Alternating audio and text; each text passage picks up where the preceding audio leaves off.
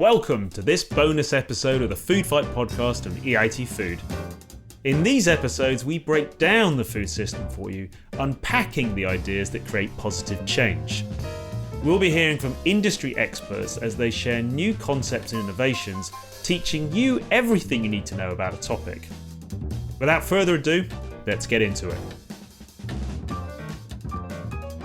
Hi, I'm Sushma Shankar. I'm the co-founder of Deep Planet, and today I'm going to be teaching you all about viticulture.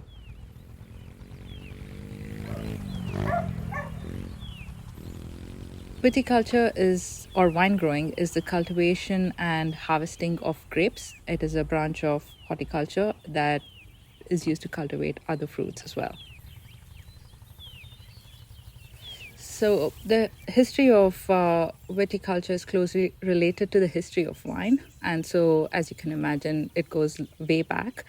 And there is some evidence as to there was early wine growing occurred in some areas around Georgia and Armenia, and then it kind of took off from there. All the wine growing activities has been manual. So a lot of times there are smaller vineyards, small hectare vineyards, sometimes larger, but most of it has people manually monitoring the vineyards, walking the rows, looking at the grapes, looking at the leaves and trying to understand, is it ready for harvest? Is it at the right sugar levels? Or does it have a disease? Does it need more nutrient or fertilizer? Does it need more water? They are some of the issues that farmers still face today. So Deep Planet is a climate tech company which is building Wine Signal, which is our first beachhead market and first product. Wine Signal is a full stack solution for the wine industry. And what it's doing is helping the wine industry get more confidence in their decision making. So the technology uses satellite imagery, data from ground sensors and machine learning, along with a world's first detailed data set of over 50,000 hectares of vineyards to deliver actionable insights to winemakers and producers.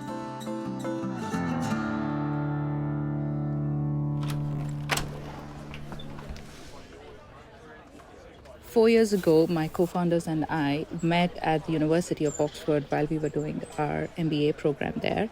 And we started talking to a large winemaker about how their data wasn't helping them to make decisions on either reducing costs or improving consistency in production. And they were doing all of this with spreadsheets.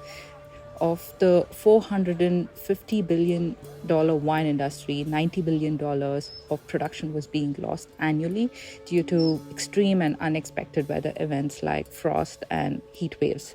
And this is just getting worse, with over 80% of the world's vineyards to be lost in the next 30 years if nothing is done to mitigate the impact of climate change.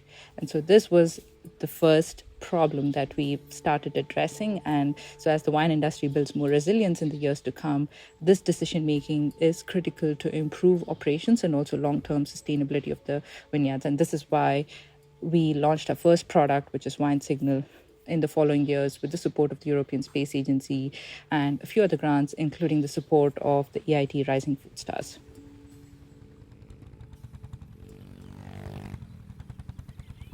Wine Signal helps growers to reduce water usage by better monitoring irrigation. But it helps reduce water usage by 10% or more. It helps reduce fertilizer application, again by monitoring regularly what's the content of the soil, how much nutrient is in the soil, such as nitrogen, potassium, phosphorus, and how much more is needed to be applied at the right time of the growing season. The other aspect is looking at for pesticides and reducing application of pesticides, and this can be done by better monitoring disease onset. So Wine Signal can alert the growers as to when a disease has onset in a specific block and reduce usage of pesticide across the entire farm or blanket spraying the entire farm with pesticides. And in terms of soil organic carbon, this is understanding by baselining what is the level of carbon in the soil and then applying more regenerative agricultural practices which can help improve the carbon levels in the soil over a period of time. Farmers are skeptical about using data or analysis. There are a couple of different reasons. One, because they've already tried something on the field which has not fully delivered the value that was promised. And also secondly, because this is what they've been doing for generations, they didn't really need technology at that point. But unfortunately, due to climate change, the farmers are essentially realizing that, we need to use other tools that's available to us to help us make better decisions as to improve crop or, be proactive for some of the climate emergencies that are coming up and better react to it. So we do see greater adoption of technology as we go, and, both across the Northern Hemisphere and the Southern Hemisphere in the wine growing regions. But it's mainly about earning the trust of the growers or, giving them confidence that technology can actually deliver value. And one of the ways we've done this is through request data from the grower about their crop, about their yield, and we run it through our models and provide results before the grower even signs up. So this gives them some confidence that the yield predictions are 90% accurate, and this will actually deliver me value in the next year when I sign up for the product. With Wine Signal, we've enabled growers to adapt to these changing conditions. One is to improve their own operations, but also improve the quality of wine that's coming out of the wine production centers by improving quality from anywhere between 50 cents up to $20 per bottle.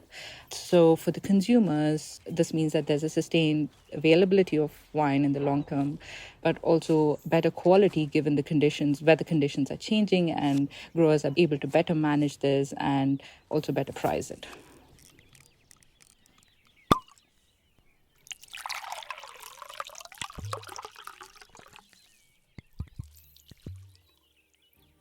The future of wine or the viticulture industry is changing faster than we think.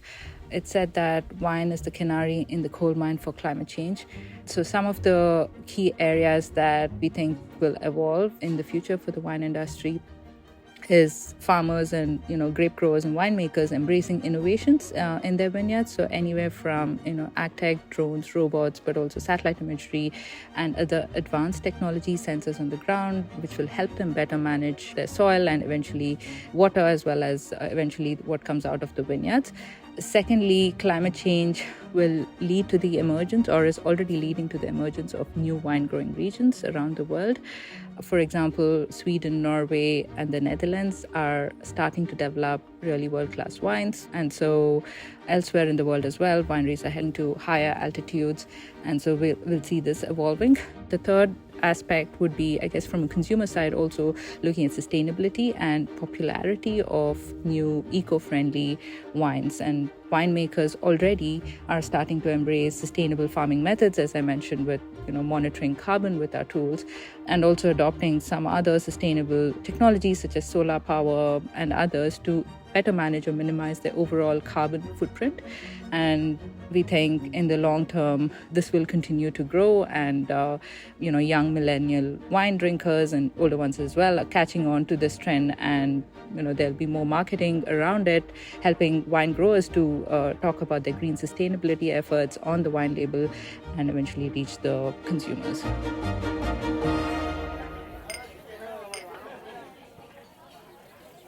If I could send one message to the food industry, it would be to work in collaboration with each other to help growers and farmers have the access to the best and the most impactful tools now rather than later, especially with climate change. It is more and more relevant that more action needs to be taken now.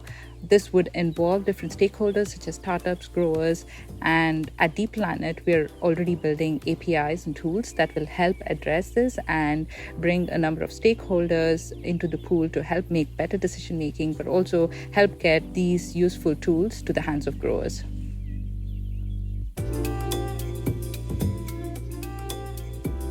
Thank you all for listening in to this bonus episode, and we really hope you learned something new. If you'd like to find out more, head over to the EIT Food website at eitfood.eu, and please also join the conversation via the hashtag EITFoodFight on our Twitter channel at EITFood. Thank you all, and until next time.